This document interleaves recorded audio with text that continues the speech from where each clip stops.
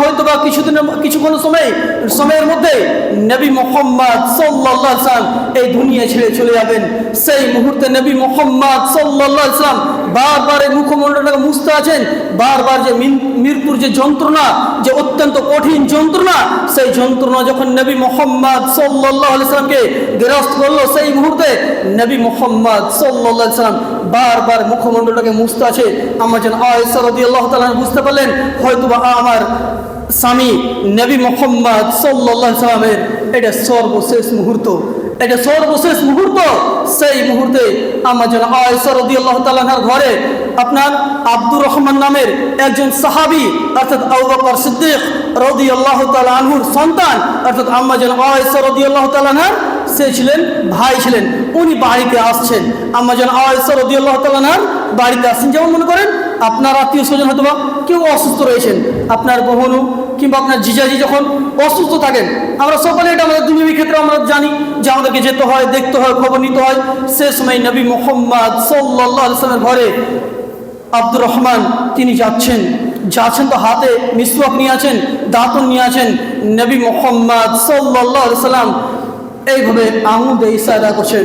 আম্মা যেন আয়েশা রাদিয়াল্লাহু তাআলা নাকি বলছেন এইভাবে ইশারা করছেন, মুখ দিয়ে শব্দে স্বরে কথা বলতে পারছেন না, শুধুমাত্র হাতে ইশারা করছেন।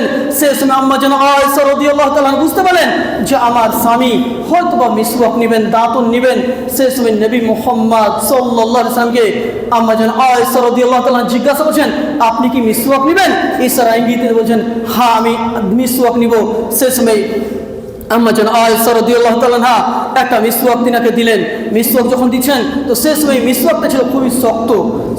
সেই সময় আম্মা যেন আয়েশা রাদিয়াল্লাহু তাআলা কি বলেন সেটা চিবিয়ে নবী মুহাম্মদ সাল্লাল্লাহু আলাইহি ওয়াসাল্লামকে সে মিসওয়াক দিলেন। সেই সময় মিসওয়াক করতে করতেই যে আমি যে পেগামটা আপনাদেরকে দিতে যাচ্ছি যে দেখেন মৃত্যুকে কখনো ভুললেন না, তার কারণ মৃত্যু হচ্ছে বাস্তব এবং নির্ধারিত। যতই আপনি দৌড়াদৌড়ি করেন, যতই ছুটাছুটি করেন, একটা দিন এমন চলে আসবে যে আপনাকে সেই আপনার চার পায়ে খাটে আপনার আত্মীয় স্বজন, আপনার পরিবেশ থেকে, আপনার আত্মীয় স্বজনের মধ্যে থেকে আপনাকে সেই কবরে রেখে চলে আসবে। চলেন এই হাদিসটা পরে নিয়ে আসছি। আমরা সোশ্যাল মিডিয়ার মাধ্যমে জানছি যে হায়দ্রাবাদ থেকে আপনার কয়েকটা পরিবার থেকে আপনার উমরাহ করার উদ্দেশ্যে তিনারা গিয়েছিলেন। আমরা দেখেছি সোশ্যাল মিডিয়ার মাধ্যমে যে 42 জন মানুষ আপনার সাথে বাস অ্যাক্সিডেন্টের মাধ্যমে, বাসে আগুন লেগে যাওয়ার মাধ্যমে আপনার 1 নয় 2 নয় 42 জন ব্যক্তি সাথে মারা গেছে। এমনকি যেটা সোশ্যাল মিডিয়ার মাধ্যমে জানতে পারলাম যে একটা পরিবার থেকে শুধুমাত্র 18 জন কিংবা 17 জন ব্যক্তি মারা গেছেন। আপনি বলুন তো যে মৃত্যু যে আমাদের সামনে চলে আসছে, আমি যাকে সাজিয়ে রেখে আসছি আমার আত্মীয় স্বজনকে, আমার ভাই, আমার চাচাকে, কালকে তো আমাকেও সাজিয়ে রেখে আসবে, আমাকে তো সেখানে রেখে আসবে। আমি তার জন্য কি তৈরি করলাম, আমি তার জন্য কি প্রস্তুতি করলাম, এটা নিজের দিকে তেহকিক করা উচিত। নিজেকে একটা নিয়ে ভাবা দরকার। বাড়ি ঘর নিয়ে অনেক আপনি ছুটাছুটি করলেন, কিন্তু আপনি যে ঘরে যাবেন, যে জায়গাতে আপনাকে যেতে হবে, তার জন্য আপনি কি তৈরি করেছি, তার প্রতি আমাদেরকে লক্ষ্য রাখা উচিত। চলেন আমি যে কথাটা বলতে চাইছিলাম, আম্মা যেন আয়েশা রাদিয়াল্লাহু তাআলা বলছেন যে নবী মুহাম্মদ সাল্লাল্লাহু আলাইহি ওয়াসাল্লামের শেষ মুহূর্তে কয়েকটি শব্দ শুনেছিলাম, তার মধ্যে একটি কথা বলেছিলেন লা ইলাহা ইল্লাল্লাহ, আল্লাহ ছাড়া কোনো সত্য মাবুদ নাই। কে বলছেন?